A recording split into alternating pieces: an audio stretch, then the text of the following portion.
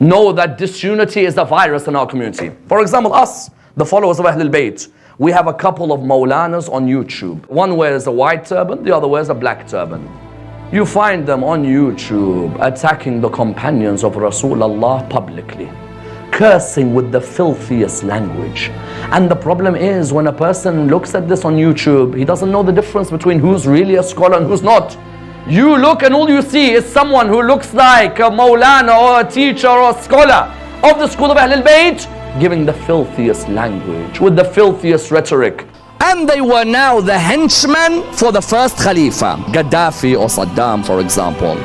If they have someone who doesn't pledge allegiance to them, we used to all speak out against them, didn't we?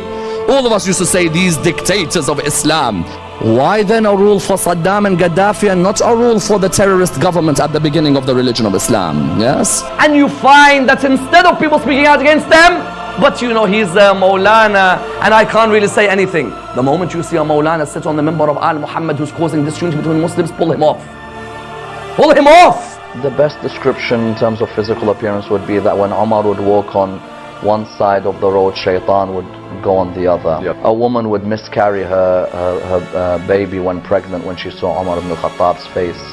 So that should give you enough of an indication as to his physical appearance. Don't let a person like this stay. Do you know how many lives we lost in Pakistan because of Maulanas who would come and speak filthily about others, and people innocently got killed? The best doctors of the community got killed. The best intellectuals got killed. Why? Because that person doesn't think of the Muslim Ummah, he thinks of himself. Am I entertaining my crowd? Are they showing me entertainment back? Then yes, then I'll continue. Think about those brothers in Saudi Arabia who don't know how to get home because of your lecture. Think of those brothers in Pakistan who get beheaded because of your lecture. When Ali ibn Abi Talib brought this message, he said, remove your differences and strengthen your ties. Not strengthen your differences and remove your ties. Ali ibn Abi Talib is dying and he's saying, remove your differences and strengthen your ties as Muslims. And we have people who claim to be followers of Al Muhammad. The moment you see a Maulana sit on the member of Al Muhammad who's causing disunity between Muslims, pull him off. Pull him off. Pull him off. Pull him off. ISIS, when they burned that munafiq, why do you think ISIS got the permission to burn that munafiq? The permission that came was what? The permission that came was because Abu Bakr ordered that those hypocrites who go against him are burnt. Someone who is a terrorist is someone who does not mind coming to your house and threatening to burn you in the house. Yes? When Umar ibn al-Khattab makes it clear, let's burn the house of Fatima. And may Allah lengthen the life of Sayyid Ali Sistani and Sayyid Ali al-Khamenei for their stand when they stood against members of their own religion who on YouTube curse the personalities of other schools in Islam. Imam Zayn al-Abidin in Sham says the second aim of a majlis is what? Is to bring reform and unity in the ummah, not to break the ummah. On YouTube today, you'll find people dressed like clerics on YouTube, hiding in a house somewhere in London where nobody can see them. They'll sit there and they'll send curses on personalities revered by others in Islam. I may disagree with those personalities, it doesn't mean I talk offensively about them. Why, someone says?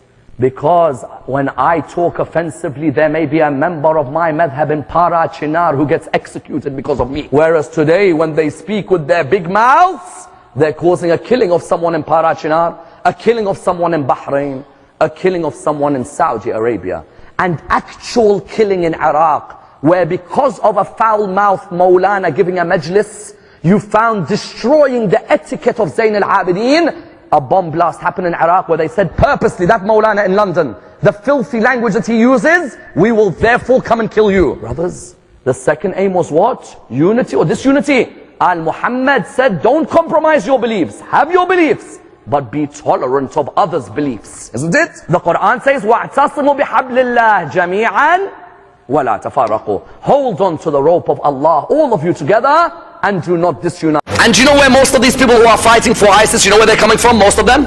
Sudan, Chechnya, Bosnia.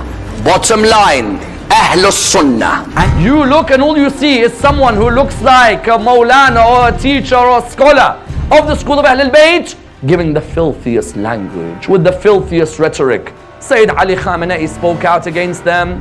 Sayyid Ali Sistani spoke out against them. Did they listen? No. They come back and reply, if our marja speaks out, we will stop. I will listen to the advice of my marja. At the end of the day, when someone keeps forwarding messages everywhere that marja has said you should not watch, why are you suddenly quoting from a marja now who you hardly ever quote from? Sayyid Ali Khamenei spoke out against them. Sayyid Ali Sistani spoke out against them. Did they listen? No. They come back and reply, if our marja speaks out, we will stop. But considering our marja and Qom hasn't spoken out, we'll continue with this filthy language. I tell you, is this what the school of Ahlul Bayt wanted? This what the school of Ahlul Bayt wanted? And we have people who claim to be followers of Al Muhammad. The moment you see a Maulana sit on the member of Al Muhammad who's causing disunity between Muslims, pull him off.